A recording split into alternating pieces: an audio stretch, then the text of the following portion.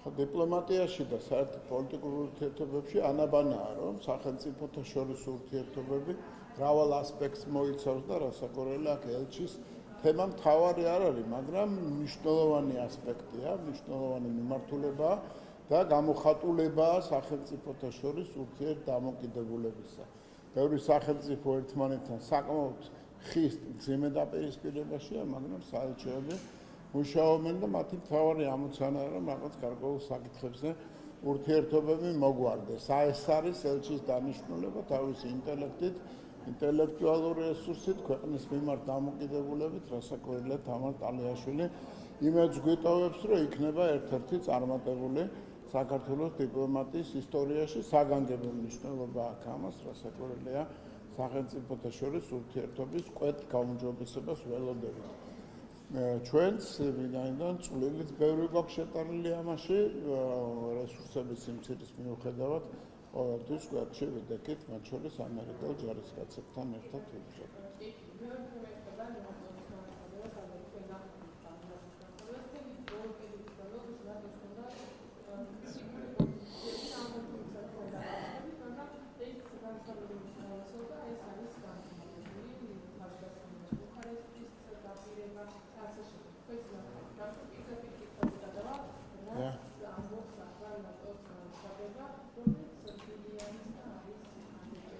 რასაკვირველია ეს ნატოს წევრი ქვეყნების პოზიტიურ დამოკიდებულებაზე მიუთითებს უპირველეს ყოვლისა, რასაკვირველია ნატოს თავის სტრატეგიული ინტერესები გააჩნია და დღესდღეობით ეს სტრატეგიული ინტერესები საკმაოდ მნიშვნელოვანწილად არის გამოხატული აი ამ საომარ დაპირისპირებაში, რომელიც ევროპაში მიმდინარეობს სამწუხაროდ და არა მარტო ევროპაში, ახლო აღმოსავლეთშიც. რასაკვირველია ჩვენთვის მნიშვნელობა აქვს, რომ ნებისმიერი გადადგმული ნაბიჯი უზრუნველყოფდეს საქართველოს უსაფრთხოებას, სტაბილურობას და რასაკვირველია არ იყოს წითელი ფარდა თუ წითელი მაჭერი აფრიალებული აი ამ აგრესიული რუსეთის მოქმედებების განსაპირობებლად. ჩვენთვის საგანგებო მნიშვნელობა აქვს ნატოსთან ურთიერთობას და ჩვენ არაერთხელ დავამტკიცეთ, რომ ყველაზე მათ შორის წევრ ქვეყნებზე მეტი რესურსი გაგვაჩნია იმისათვის, რათა ერთად ვიზრუნოთ საერთაშორისო უსაფრთხოებას. საქართველოს უსაფრთხოებისათვის ნატოს წევრობა მნიშვნელოვანია, რასაკვირველია ცალსახად ამ საკითხის განხილვა ხვალ. ანუ ახლოვეს მომავალში ესე ადვილი არ არის, თუმცა მომავალში იმედი გვაქვს, რომ დიდი ძალები ერთმანეთთან შეთანხმდებიან გარკვეულ პრინციპებთან დაკავშირებით, რაც მსოფლიოში უსაფრთხოებას გულისხმობს. ჩვენთვის მნიშვნელოვანია ნატოსთან ურთიერთობის ის ფორმა, რომელზეც არასდროს უარი არ გვითქვამს. მომავალში ვნახოთ. რასაკვირველია ჩვენ არ ვცვლით ჩვენი კონსტიტუციით განსაზღვრულ საგარეო კურსის მიმართულებას.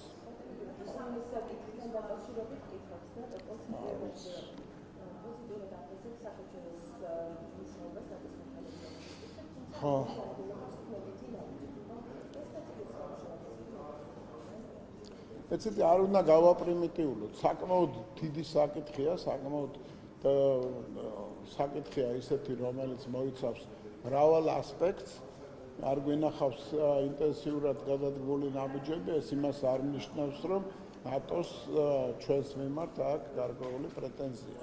თუ კი რაიმე ინტენსიური ნაბიჯი არ გადადგმულა, ეს იმას ნიშნავს, რომ ამისთვის სათანადო პირობები არ არის შექმნილი და მე ვერ დავაბრალებ ვერც ერთ წევრ ქვეყანას იმას, რომ საქართველოსთვის ცუდი უნდათ, ან მისი უსაფრთხოების და სტაბილურობის შერყევა უნდათ. საქართველოს ტერიტორიების დიდი ნაწილი ოკუპირებულია და ამ ოკუპაციასაც რასაკვირველია თავის საფრთხეები და გამოწვევები გააჩნია. ასე რომ ეს მრავალმხრივი საკითხია და ესე ადვილად არ შეიძლება ნატოს მხრიდან თუ კი მართლა დაინტერესებულები არიან ჩვენს განვითარებაში, ურთიერთობაში, ესე სწრაფად მიიღებოდეს გადაწყვეტილებები, ამას შეიძლება გარკვეული პრობლემები გამოიწვიოს. არაერთმა ქვეყანამ, როგორც მაშინდელი სახელმწიფო მდივანი წერდა კონდოლისა რაისი, მიუთითა, რომ საქართველოში ტერიტორიების ოკუპაციის ფაქტორი არის მნიშვნელოვნად განმაპირობებელი იმისა, რომ ნატო ვერ მიიღებს სწრაფ გადაწყვეტილებებს და სწორედაც სააკაშვილი გაადანაშაულეს აი ამ ცუდ ვითარებაში. ეს არის ცალსახა და რასაკვირველია სერიოზული დაფიქრება გმართებს ყველა მიმართულებით. არა მარტო ჩვენ ქვეყანას, არამედ ჩვენ ერთობლივად, ჩვენ და ნატოს საკმაოდ ინტენსიური ურთიერთობის ფორმატი გაგვაჩნია.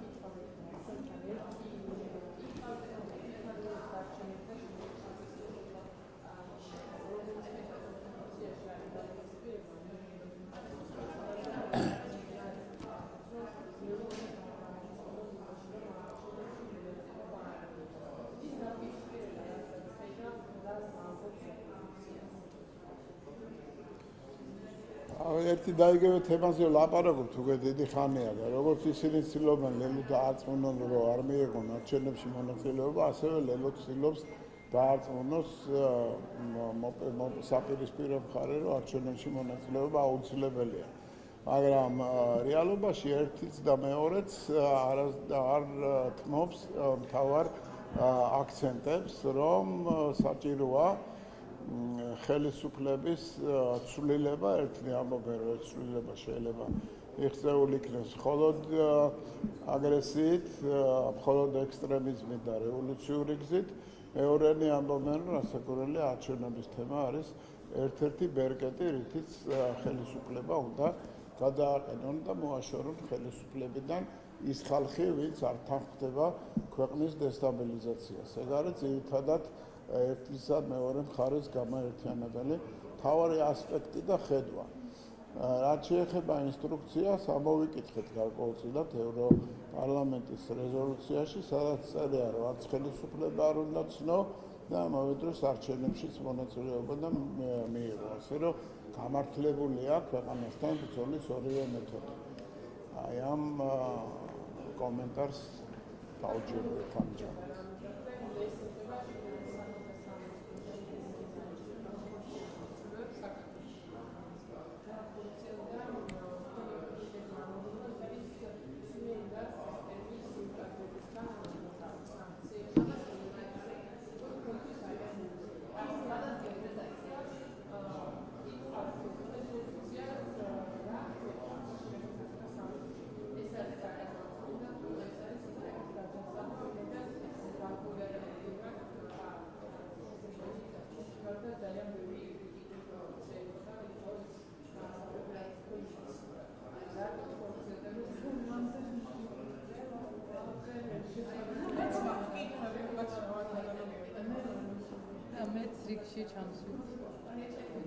კონლექში ხართ. შენ თქვენ ახართ. მე თქვენ ორნი ერთად არა ხართ? არ შეიძლება. იქნებ რაღაცა შეხმატკბილებულად იმ ცისფერთებში რო არა, ორივე ერთად ვილაპარაკოთ. გავქნა ფორმულას ველოდები მთელი ცხოვრება. რა გნებავთ? არა, მე გადაადგილებები, რასაც შსს ყავს ხელმძღვანელობა და მინისტრი საკმაოდ კომპეტენტური ფიგურაა იმისთვის, რომ გადაწყვეტილებები მიიღოს. და არც პოლიტსაბჭოს და არც პარლამენტის გადაწყვეტილებები რასაკვირველია ამაზე არ მოქმედებს. თუმცა შეიძლება ლოგიკურად ახსნა, ეს არა რას ქვია, წმენდა, აგერ ლაპარაკობდნენ, რომ საპატრულო დეპარტამენტის დირექტორი თანამდებობიდან წავიდა და თურმე აღმოჩნდა, რომ იგი დანიშნულია ქალაქ თბილისის პოლიციის სამმართველოს უფროსად. ასევე დაწინაურებულია უპატაძე. სხვა გადაადგილებები ხდება, ვიღაცა შეიძლება წავიდეს სისტემიდან, ვიღაცა დარჩეს. რაც შეეხება კონკრეტულად ხარაზიშვილს, ჩვენ ისიც უნდა გავიხსენოთ, ვის უპირისპირდებოდა და ვინ უპირისპირდებოდა იმ ქვედანაყოფს, რომელსაც იგი ხელმძღვანელობდა. აქ იყო აშკარა ცდილობა რევოლუციური პროცესის განვითარების და სახელმწიფოს მმართველობის კანონიერ ატარჩეული ხელისუფლების დამხობის. თუ კი იგი დაუპირისპირდა ამას თავისი ქვედანაყოფით, ეს იმას არნიშნავს, რომ იგი თავისი პირადი რაღაც მოსაზრებებით მოქმედება. ასე რომ საკმაოდ მძიმეა ზოგადად დაპირისპირება ყოველთვის თქვენ ხედავთ რა ხდება ლოს-ანჯელესში, გერმანიაში, სხვა საფრანგეთში, სხვადასხვა ქვეყნებში და როდესაც მომიტინგეები უპირისპირდებიან პოლიციას, იქ ხდება საკმაოდ ისეთი არასასურველი ფაქტები. ეს რეალობაა, მაგრამ სამწუხაროა, რომ საქართველოში ამ ფაქტებს წინ უძღოდა კონსპირაციული გეგმა, რომელიც განაპირობებდა ამ შეჯახებების გარდაუვალებას. კონკრეტულ პიროვნებებს რაც შეეხება, მე რასაკვირველია კიდევ ერთხელ გავიმეორებ, არის მინისტრი, არის სამინისტრო ხელმძღვანელობა და საკმაოდ დიდი პასუხისმგებლობა მათზე, რომ თავისით მიიღონ გადაწყვეტილებები ყოველგვარი პოლიტიკური ჩარევების მიუხედავად.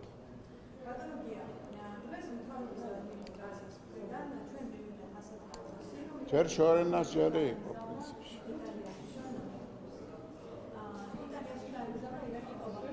Ja.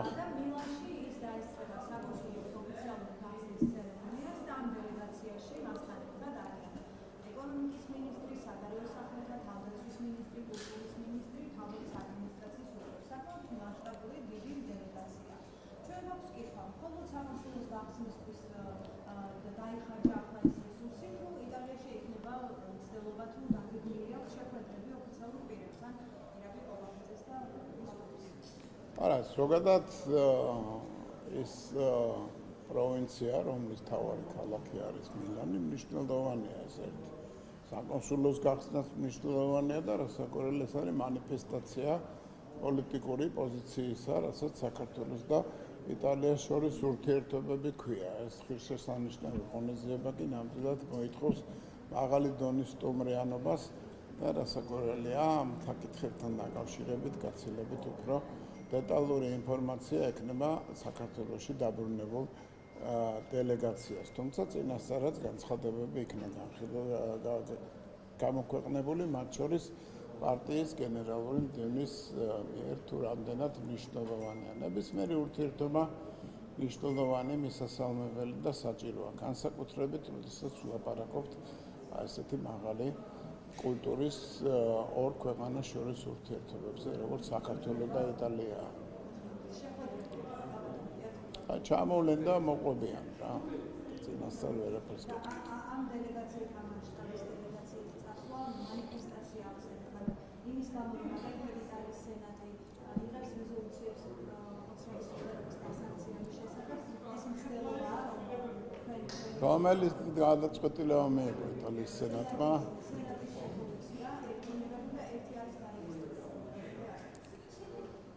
ხო, რასაკვირველია, ჩვენ უნდა ვზრუნავდეთ ურთიერთობის ნორმალიზაციისაკენ და არ უნდა იყოს ამაზე რაღაც დამატებითი შეკითხვა, არ მგონია იყოს. თუ არსებობს რაიმე რეზოლუცია დასანქცირებაზე, არ არის კარგი, რასაკვირველია, მაგრამ ეს იმას არ ნიშნავს, რომ ჩვენ ვცდილობა დავაკლოთ იმისა, რომ ურთიერთობების ნორმალიზაცია მოხდეს. იტალიაში, ქალაქ მილანში საკონსულოს გახსნა და ასეთი მაღალი დონის დელეგაციის ჩასვლა, რასაკვირველია, უნდა განვიხილოთ როგორც ნაბიჯი იმისაკენ, რომ ურთიერთობის ნორმალიზაცია კი არა მხოლოდ, არამედ განვითარება, პოზიტიური განვითარება მოხდეს და მე მგონი მისასალმებელი უნდა იყოს ეს. თუმცა თქვენთვის არ არის მისასალმებელი.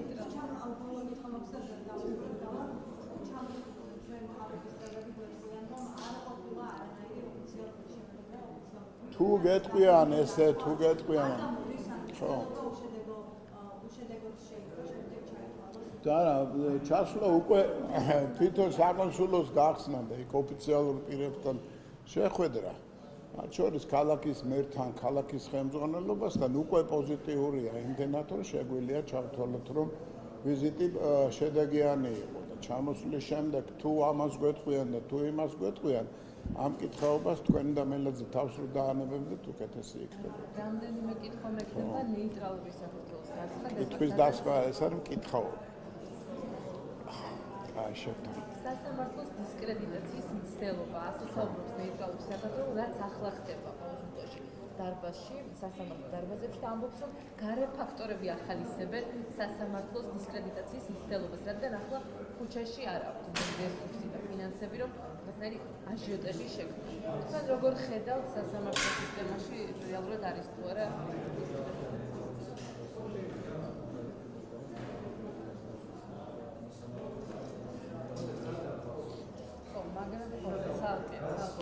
ნუ როგორც არაერთხელ თქვით, ამოცანა არის დისკრედიტაცია, არა მარტო სასამართლოში, ზოგადად მმართველობის სისტემის.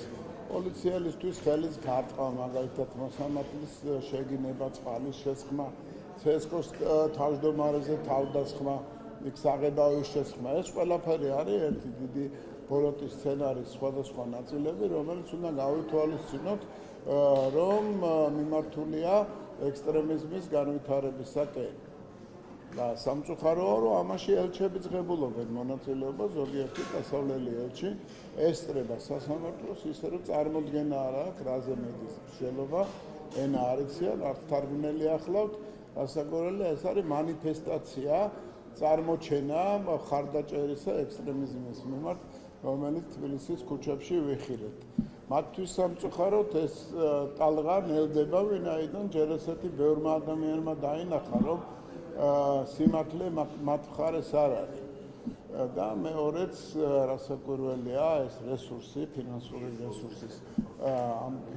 რესურსის მოკლება განაპირობებს აი ამ ექსტრემიზმის ტალღის შემცირებას და ამას ჭირდება ესეთი უმსგავსო ხარდაჭერა, რომელსაც ხანდახან ზოგიერთი დასავლური ქვეყნის ელჩი ჩადის. შინაგან რამდენიმე კითხვა მაქვს, შინაგან საქმეთა სამინისტროს თქვენი პირველი კითხვები უკვე დაისვა. შენ არ ახარ მარტო, შენ ახარ დიდი კოლექტივის წარმომადგენელი. მოდი რა ხდეთ შორენას პასუხი და რაზე იბუტები ხო თეო ხო არ ახარ მანაგაც. შინაგან საქმეთა სამინისტროს კანონპროექტი უცხოპერნის მოქალაქეთა რეგულაციების დაწესებასთან დაკავშირებით რამდენად საჭიროა და რამდენად დროულია ხო საზოგადოების მოთხოვნას რამდენად პასუხობს ეს კანონპროექტი?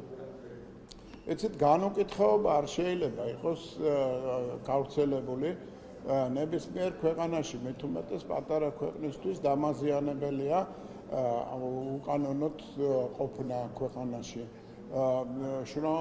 მუშაობის უფლების გარეშე მუშაობა და სამუშაო ადგილების დაკავება. რასაკვირველია, სამსახურის მიმცემებმაც უნდა გაითვალისწინონ, ბიზნესებმა ეს უნდა გაითვალისწინონ. კანონი უნდა იყოს დაცული უპირველეს ყოვლისა საქართველოს მოქალაქეების, მათ შორის სამუშაოს მიმცემთა მხრიდან. რასაკვირველია, მაგრამ ამას როგორც ჩანს სჭირდება გარკვეული დამატებითი ძალისხმევა, რომ არ იქნას საქართველოში დაშვებული რაღაც განუკითხავი პროცესების განვითარება, რომელიც პრაქტიკულად წალეკა ევროპა და ამერიკის შეერთებული შტატების დიდი ნაწილი და რასაც ახლა უყურებთ დაძაბულობას საკმაოდ სერიოზული დამძიმების პერსპექტივით, რასაკვირველია, ეს არის სწორედაც იმის შედეგი, რომ ლოიალობა არ არის, ლოიალობა იქნა დაშვებული, მაშინ როდესაც სიმკაცრეა გამოსაჩენი, რასაკვირველია, კანონის ფარგლებში. ჩვენ მივესალმებით ყველა უცხოელს, რომელიც ჩამოდის კეთილი განზრახვით, სასწავლებლად, დაშვებული ბიზნესის გასაკეთებლად, ინვესტიციისათვის, მათ ყველანაირი პირობა უნდა შეექმნას, მაგრამ არ შეიძლება უცხოელი იყოს ისეთი საქართველოში, რომელიც ქართულ სიწმინდეს მაგალითად შეურაცხყოფას აყენებს. ან მონაწილეობს ისეთ პროცესებში, რომელიც მიმართულია ქვეყნის სტაბილურობის წინააღმდეგ. ან და უკანონოდ იმყოფება იმ პერიოდის გადაცილებით, რომელიც მას დაშვებული აქვს ქვეყანაში სამყოფად. აქედან გამომდინარე, სამწუხაროდ ის აუცილებლობა დადგა, რომ კანონი იქნეს გამკაცრებული, რათა არ მოხდეს ისეთი ნეგატიური პროცესების განვითარება, რომელიც სამწუხაროდ ვიხილეთ ევროპის სივრცეში და მათ შორის ამერიკის შეერთებულ შტატებშიც. სახელმწიფო პროგრამაზეც უნდა კითხოთ, ცხოველთა დაცვის შესახებ საზოგადოების ინფორმირება და ცნობიერების ამაღლება ახლა რამდენად მნიშვნელოვანია და როგორ გაკონტროლდება მიუსახარი ცხოველთა? რასაკვირველია, ჩვენ ხშირად ხვდებით ცხოველებს, მათ შორის ჯიშიას, გამოგდებულს. ჩვენ ესეთი ადამიანი ხო აქ არის სერიოზული ასპექტი მორალურობისა, რაც საზოგადოებას კანონის გარეშეც უნდა იმ დონეზე გააჩნდეს, რომ ეს არ იყოს დაშვებული. შინაური ცხოველი არ არის ჩვეულებრივი ატრიბუტი რაღაცა ჩვენი საზოგადოებისათვის, ეს არის გარკვეული პასუხისგებლობაც და გარკვეული გამოხატულება მორალისა, რომელიც სახელმწიფოს საქართველოს ქვეყანას ჩვენ სამშობლოს არასდროს არ აკლდა. ეს ერთ-ერთი გამოხატულებაა. გარდა ამისა, კანონის გამკაცრება სამწუხაროდ საჭირო გახდა მიმართულებით. გარდა ამისა, რასაკვირველია, ზომები უნდა იქნეს მიღებული, რომ ცხოველები, რომელიც ქუჩაში არიან, როგორმე მათი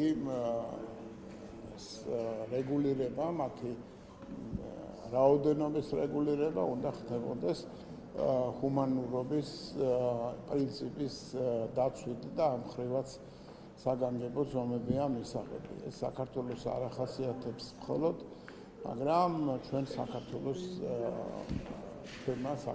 პრობლემა რასაკვირველია უფრო ახლოს გვაქვს ქულთან და უნდა გაკეთდეს ისე, რომ არც პრინციპი იქნეს დარღვეული ჩვენი დამოკიდებულებისა შინაური ცხოველების მიმართ და რასაკვირველია უზრუნველყოფილი უნდა იქნეს უსაფრთხოებაც ქუჩებში და რაც მთავარია არ უნდა იყოს რაიმე საფრთხეები შექმნილი ჯანმრთელობისათვის, მათ შორის ადამიანების, ბავშვების, თუნდაც სხვა შინაური ცხოველების ჯანმრთელობისათვის. ხატია იგივე თემა. აღარ გვინდა რა იგივე თემაზე, აღარ ვიცი, რაც ვიცოდი ყველაფერი დავდე, რაც აღლებზე, კატებზე, თაგვებზე. აი თქვი რა გინდა, აი იგივე თემაზე აღარ ვკითხავ. სხვა თემა თუ გაქვს, ხატი ამ კითხოს შენ და მე ეს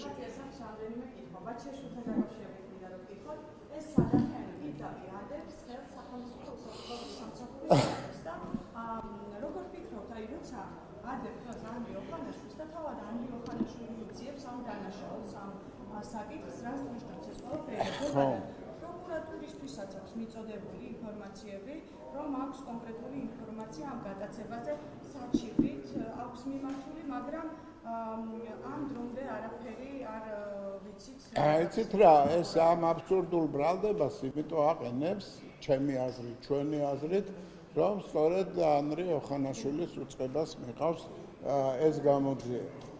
და მოიტანა მისი გვარი, რომ იგი ჩავიდა ინკოგნიტოდ ქვეყანაში და ამ ქვეყანამ დაუშვა ის, რომ ბაჩიაშვილი გამოაპარა ყველანაირ კონტროლს და თვალებახვეული და გაკოჭილი ჩაასმევინა თვითფრინავში, რომელიც სერიოზული სახელმწიფო დაუშვებს ამას და თუ კი ეს ეთანხმება ერთი სახელმწიფო მეორე სახელმწიფოს, რომ დამნაშავემ უნდა პასუხი აგოს, ამას არ ჭირდება არანაირი კონსპირაცია. და ანდრიო ხანაშვილის წარმოდგენა ისე ამ ადამიანისა, რომელიც არც მორალური და არც ინტელექტუალური მონაცემებით არ იმსახურებს ესეთ გააფთრებულ შეტევას, ჩვენი ქვეყნის ინტერესებს იცავს, ამაზე შეტევა რასაკვირველი არის კონკრეტული პოლიტიკური სარჩულის მატარებელიც, იგივე როგორც აგერ შინაგან საქმეთა მინისტრის შეტევა. ანდრიო ხანაშვილის წარმოჩენა გამტაცებლად, რაღაც კონსპირატორად და ოპერაციების ჩამტარებლად არის უსუსური ცდელობა იმისა, რომ გზაკვალი აურიოს საზოგადოებას, მის შეხედულებას იმასთან დაკავშირებით, შეიძლება თუ არ შეიძლება დიდი თანხის მითვისება, მოპარვა, გათეთრება და ასე შემდეგ. სასამართლოს გადაწყვეტილებას დაველოდოთ, თავარია რომ ადამიანი არის დამნაშავე, ზუსტად ვიცით, რომ სულ მცირე საზღვარი გადაკვეთა და ვიცით, რომ საკმაოდ სერიოზული სასჯელიც დაადო სასამართლომ იმ დანაშაულებებისთვის, რაც ჩაიდინა. ასე რომ საფუძველი არ არსებობს, რომ ეჭვი შევიტანოთ კანონიერებაში, ასეთ სახელმწიფო ახორციელებს დამნაშავის მიმართ. პროკურატურა რატო არაფერს აკეთებს, როცა საჩივით არის მიმართული, რომ ამ გატაცებაში მონაწილეობდა ხანაშვილი და კონკრეტ მოხდა. ესეთ მე შემელია თქვა, რომ ხატია სამხარაძე მონაწილეობდა ჩემი ოჯახის ტერორში, მაგრამ ეს იმას არ ნიშნავს, რომ ნებისმიერი ტოტուցური განცხადება არ არის ცუდი შედარება, ზუსტი შედარება, ნებისმიერი განცხადება იქნეს პროკურატურისთვის საფუძველი, რომ რაიმე ქმედებები ჩაატაროს. ახლა თქვენ წარმოგიდგენიათ ესეთ ფანტასმაგორიული მოთხრობა, რომელიც იქნა შემოთავაზებული, რომ გახდეს საფუძველი იმისა, რომ ეს პროცესები განვითარდეს, ანდრია ოხანაშვილი პროკურატურაში გაიბარონ, დაკითხონ და ასე შემდეგ. არ არის ეს რეალურად ხედავთ, რომ ეს არის გარკვეული, არა, რაც ქვია სიტყვა, რასაც მოიგონებ ყველაფერზე რომ რეაგირება გაკეთდეს, რასაკვირველია, არ არის სწორი შესწავლილია საკითხი, ვიცით რომ დამნაშავესთან გვაქვს საქმე და ეხლა მიმდინარეობს მცდელობა, რომ რაღაც გატაცების მოგონილი სცენარით თუ კინოფილმისთვის დამახასიათებელი რაღაც ნიუანსებით იქნეს გადაფარული მთავარი თემა. დააშავა უშველებელი დანაშაული აქვს ჩადენილი, მრავალმხრივი და ამასთან დაკავშირებით ახლა მიმდინარეობს თავის პროპაგანდისტული რესურსებით ექსტრემისტები ცდილობენ როგორმე გადაფარონ ის რეალობა, რასთანაც საქმე გვაქვს. 24 საათი გავიდა მას შემდეგ, რაც თინა ბოქუჩავამ ისაუბრა თავისი ქმრის გატაცებაზე,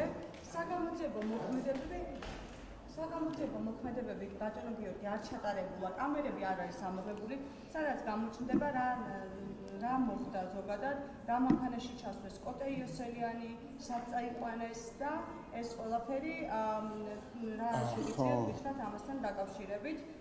ის თინა ბოქუჩავა ამბობს, რომ მისი ქმრის განეიტრალების მისი ქმარი გაიტაცეს მისი განეიტრალების გამო, მაგრამ კამერები რატო არ ამბობს? მე არ ვიცი რა საგამოძიებო, არა, მე ვამბობ კი არა, ფაქტია, რომ უნიჭო სპექტაკლია ჩემთვის. რასაკვირველია, გამოძიება უნდა გასცეს ამას ყველაფერზე პასუხი და დარწმუნებული ვარ ამასთან დაკავშირებით ახლოს პერიოდში გაკეთება განცხადება. თუ უკვე გაკეთდა ზუსტად არც ვიცი, მაგრამ ფაქტია, რომ ზღაპრებს ყვებიან. არ შეიძლება ადამიანი 8 წლის შემდეგ იხსენებდეს რაღაც თემის გაღვიძების საჭიროებას, ეგერთი და შემდეგ აი ამ თავისი მეუღლის გამოსვლის საჭიროებას. რა მოხდა არავინ არ იცის, ვერ ვიტყვით. რაც არ მომხდარა, ის შეგვიძლია ვთქვათ, რომ გამორიცხულია მთელი რიგი ნიუანსები, რომელიც შემოტანილი იყო ამ განცხადებაში, მიმართულია იმისკენ, რომ დისკრედიტაცია მოახდინონ შესაბამისი ორგანოების, თუნდაც სახელმწიფოსი მთლიანად მმართველობის, რომ თითქოს საბავშვო ბაღის ბავშვებს ემუქრებიან. როგორც კოტიკო იოსელიანმა რაღაც განცხადება გააკეთონ, ან 10 წლის ბავშვს ემუქრებიან. ადამიანები, რომლებმაც ქუჩაში დახვრიტეს, პირდაპირ სასიკვდილო განაჩენი განაახლეს, სესხში აქ თხელები დღეს უნდათ, რომ ეს თავისი დანაშაულებების რაღაცა დახასიათებლები გადმოიტანონ დღევანდელ ხელისუფლებას. ეს ამისთვის არის ეს სპექტაკლი დადგმული. დასაკვირველია, მე ამას პოლიტიკურ განცხადებას ვაკეთებ, უფრო პროფესიონალურ სიღრმისეული განცხადება მოეთხოვება შესაბამის ორგანოებს, ვინც გამოძიებას აწარმოებს. რატო არ არის ამ დრომდე ამოღებული? თქვენს ინტერესში არ არის, რომ ხო, კამერების ჩანაწერები რასაკვირველია, მე არაფერ ხა, იცით რა შეასაკ. მე არა ვარ გამომძიებელი, ხო? მე ვამბობ, ეს აუცილებელია. კამერების წინ შეიძლება ისეთი რამე დადგა და გააკეთო, რომელსაც ვერც წარმოიდგენ. გინდ კამერის წინ, გინდ უკამეროთ ამოვიდა ადამიანი განცხადებას აკეთებს. მაგრამ როგორც წარმოგიდგენიათ ის მოთხრობა, იმ მოთხრობის სინამდვილე, რასაც ყვება კოტიკო. ადამიანი, რომელმაც ბოქუჩავა გარისკავდა, რომ ამხელა ტყუილი ეთქვა. რა რისკია? გამოიწვიოს ეს ყველაფერი და დაადგინოს, რომ ბოქუჩავა ითქვა. არა, რთული გაიცით რა, თუ კი ვინ გარისკავს ბატონო გიორგი თქმას? თან ოპოზიციური პარტიის თავმჯდომარე. არა, გარისკვაზე არ არის, იცით, სპექტაკლის დადგმა შეიძლება ნებისმიერის და შემდეგ განცხადების გაკეთება და რისკი არაფერი არ არის, ეს ბოქუჩავას ხელისუფლება არ არის. ნებისმიერი ასეთი განცხადება სასაფლაოზე გაყვანით, ცემით, გაკოჭით და სიკვდილამდე მიყვანით ისჯებოდა. ეს მისი ხელისუფლების პერიოდში, რა მოდულის შენობაში. მე ნუმალაპარაკებთ ისეთ რამეს, რაც თქვენ შეიძლება აგერ ეზოში მეზობლებთან ერთად განეხილოთ. მე ვამბობ, რომ არის ზღაპარი, ამასთან დაკავშირებით ვამბობ, რომ არგუმენტები მაქვს, საფუძველი მაქვს, რომ ზღაპრად დავასახელო. ჯერ ეს ერთი 8 წლის მერე რაღაც თემის ამოღება, აბსოლუტური სისულელე.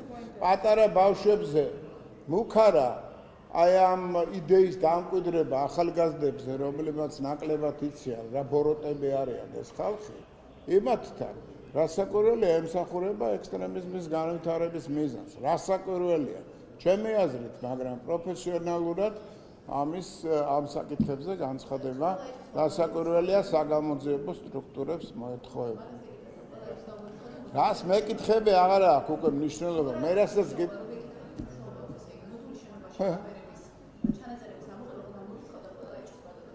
მე ვერ გაიგე თქვენ ეთქო მე რა გითხარით. მე ჩემი დამოკიდებულება გითხარით, ჩვენი გონდეს დამოკიდებულება და კამერების თემაზე და გამოძიების სვლელობის თემაზე გითხეთ იმას, ვინც გამოძიებას ატარებს.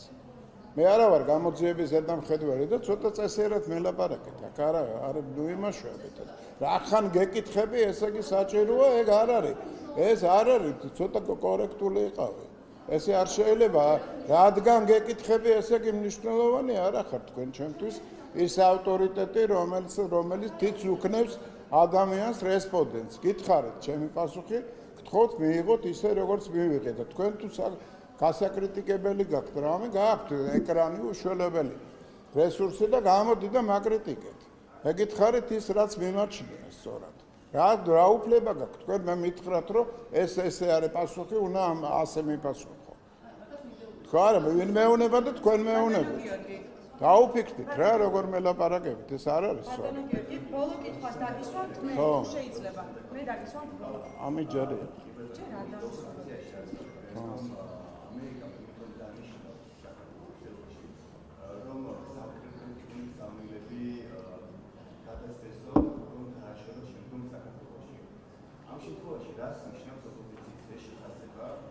არა, ოპოზიციას თუ მოусმენთ, იცით რა არის, დვალიშვილმა გაიმარჯვა ორთაბრძოლაში, გადახტა და ტრამპს უთხრა, რომ რუსული ხელისუფლებისგან გვიხსენინ და არა რუსულ კანონსო.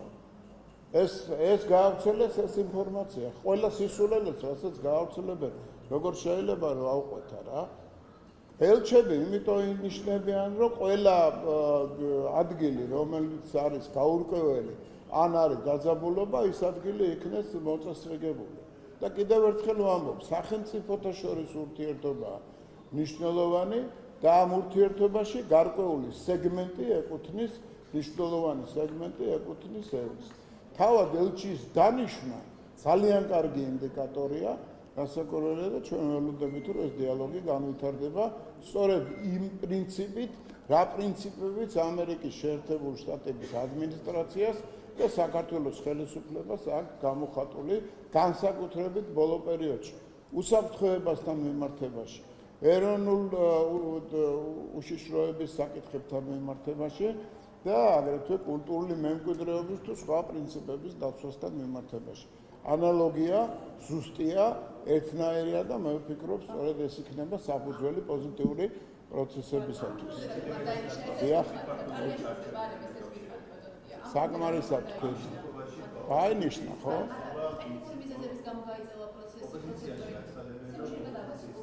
არა, არ შეიძლება, იმიტომ რომ კითხვა სვავს და მე თქვენ დაგებრუნდებით.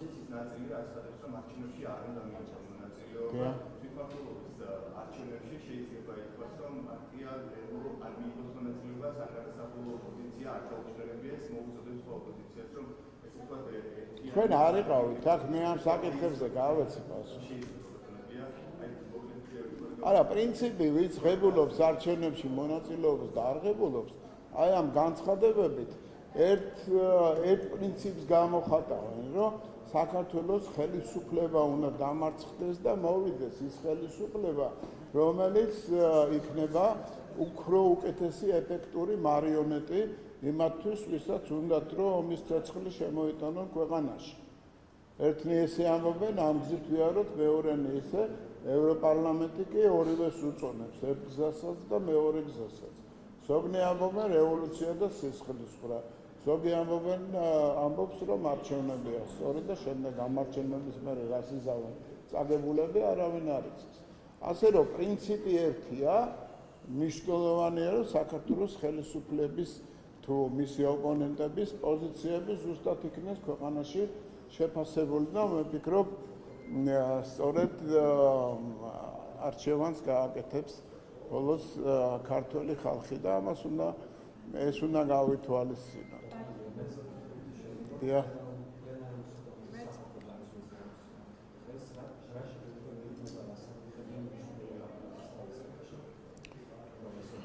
ვიცით, ჩვენ რო ბოლო პერიოდში საკმაოდ არასასიამოვნო პროცესები იქნა ქვეყანაში განვითარებული, როდესაც შეჯახება გარდუვალი გახდა სახელმწიფოს წარმომადგენლებს, პოლიციასა და მომიტინგეებს შორის, მაგრამ ფაქტია, რომ ამის უკან იდო ძალიან ესეთი სერიოზულად, კარგად ჩამოყალიბებული სცენარი, ბოროტის სცენარი და ამ სცენარის რეალიზაცია ითვალისწინებდა სწორედ აი ამ შეჯახებების მთელი სერიების განვითარებას.